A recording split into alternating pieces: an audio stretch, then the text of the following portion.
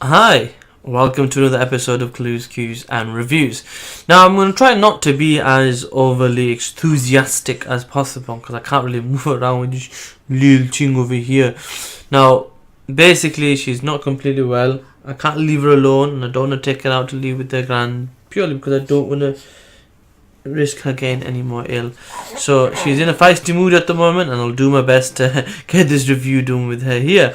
With that being said, we are doing Black Clover Chapter 95 and the whole idea about this is quick work and, bigging up your friends.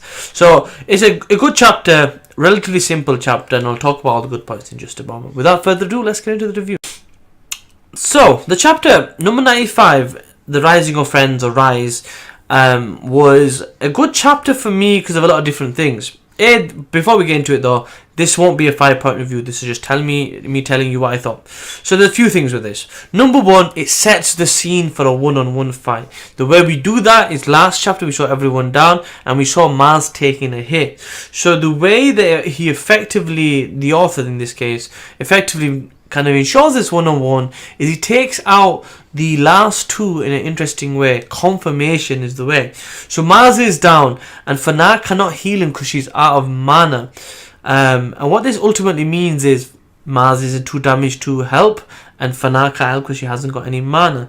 See, this is important because moving forward for a character like Asta to really be useful, to be the Sorcerer's Emperor, he needs to be able to deal with things on his own. And to prepare him for something like that, he needs to have that experience. This will help lead to that. So that's the first thing.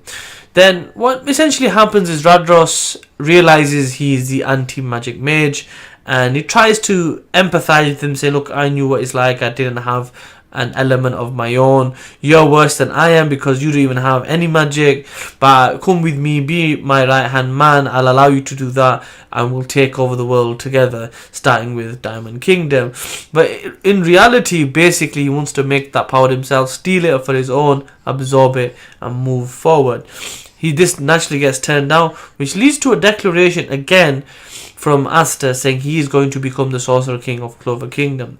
Now before anything else, yes, Luffy says he wants to become Pirate King. Yes, Naruto on multiple occasions said he wanted to become the Hokage. And, we had Baki the Grappler, Hammer Baki saying he's going to become the best grappler in the world.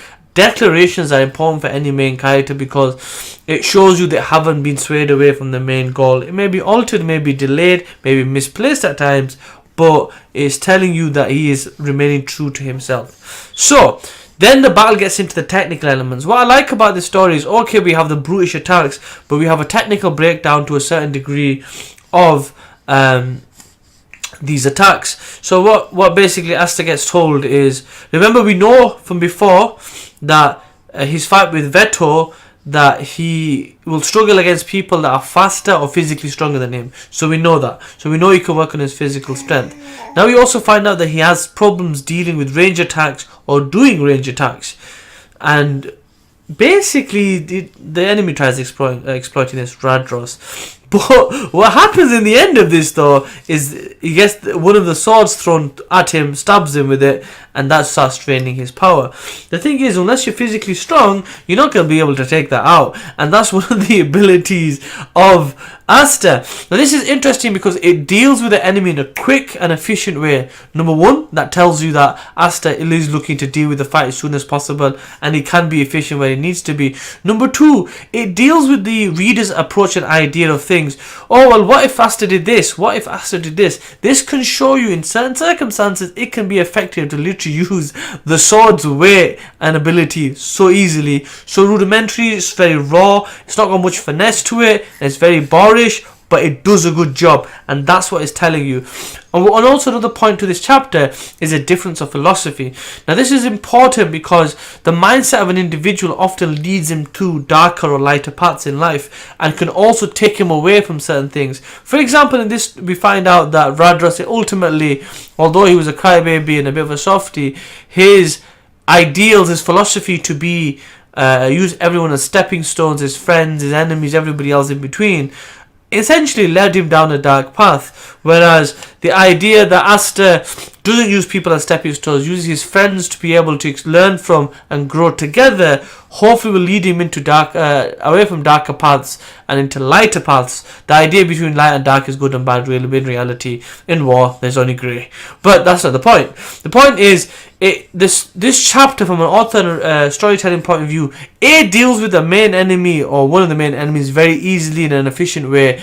B, it shows you don't necessarily have to have finesse to deal with an enemy. And C, it shows you difference of philosophy can make a big difference in a battle, and also the long-term effects of how you are going to achieve your goals. So ultimately, on a entertainment value point of view, there were some elements I really enjoyed. From a storytelling point of view, I really enjoyed it, and from a philosophical point of view, I really enjoyed it. So 3 elements, 3 main points, got them out there. Hope you enjoy my review. Like, comment, share, subscribe, all that good stuff, and I'll see you in the next one. Peace.